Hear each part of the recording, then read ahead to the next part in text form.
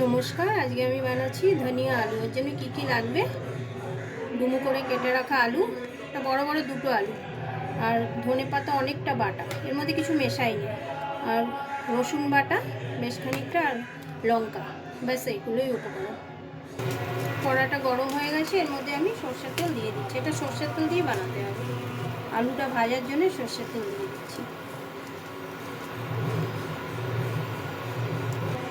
তেলটা গরম হয়ে গেছে, এর মধ্যে আমি আলুগুলো দিয়ে দেবো।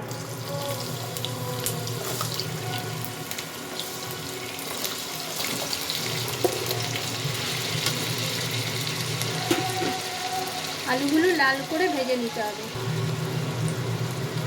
এই আলুর মধ্যে আমি সামান্য নুন দিয়ে দেবো।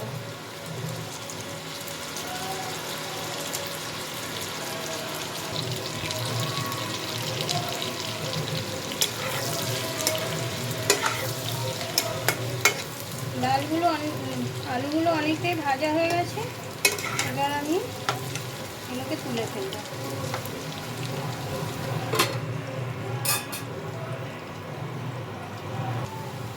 আলুগুলো তুলে ফেলবো, ভাজা হয়ে গেছে।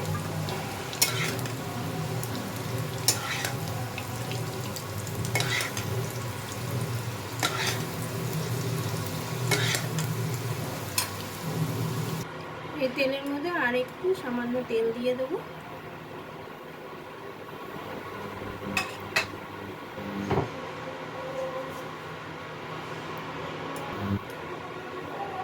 এর মধ্যে কালো জিরে ফোড়ন দিয়ে দেবো।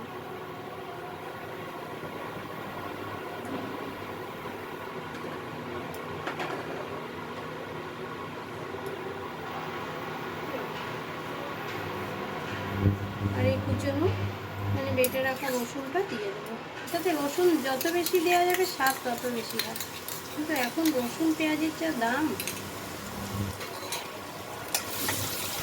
ভালো মতো একটু ভেজে নিতে হবে, কাঁচা গন্ধটা বেরিয়ে যাক। রসুনটা ভাজা হয়ে গেছে, এবার আমি মিক্সিতে পিষে রাখা ধনে পাতাটা দিয়ে দেবো। এটা 20 টাকার ধনে পাতা। পরিমাণগুলো নিজেদের মতন করে নেবেন, যতটা বেশি হবে ধনে পাতারও সেটা বেশি হয়ে যাবে। তা ভালো মতন মিশিয়ে নেব, ওর সাথে ভালো মতো একটু ভেজে নিতে হবে। কাটিয়ে রাখা লঙ্কাগুলো দিয়ে দিচ্ছি। ঝালটাও নিজেদের মতন করে নেবেন, এটা একটু ঝাল ঝাল হলে খেতে বেশি ভালো লাগে, আর এটা খেতে রুটি পরোটার সাথে সব থেকে বেশি ভালো লাগে, গরম ভাতের সাথেও ভালো লাগবে।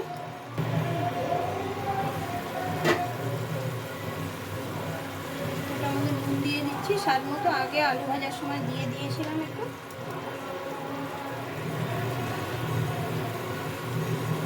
সামান্য একটু হলুদ দিয়ে দিচ্ছি।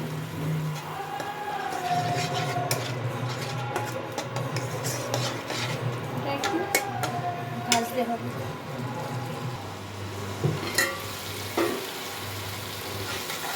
ধনে পাতাটা আমার ভাজা হয়ে গেছে, এর মধ্যে আমি এই ভেজে রাখা আলুটা দিয়ে দেবো।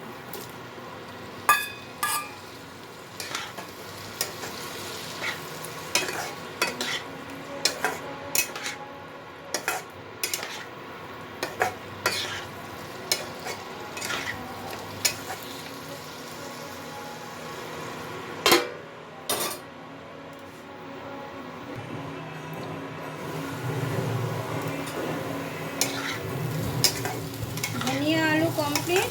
এটা খেতে দারুণ হয়, একবার হলেও বানিয়ে দেখবেন। আর এটা বেশি কিছু লাগেও না, একটু রসুন লাগে, ধনে পাতা, কাঁচা লঙ্কা, খেতে খুব সুন্দর লাগে, বেশি খরচ নেই।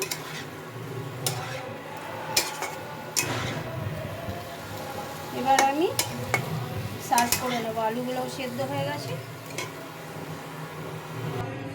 আমি রান্নাটা সার্ভ করে নিচ্ছি, কমপ্লিট।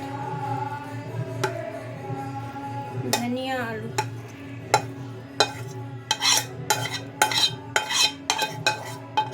একবার হলেও বানিয়ে দেখবেন, খেতে খুব সুন্দর লাগে।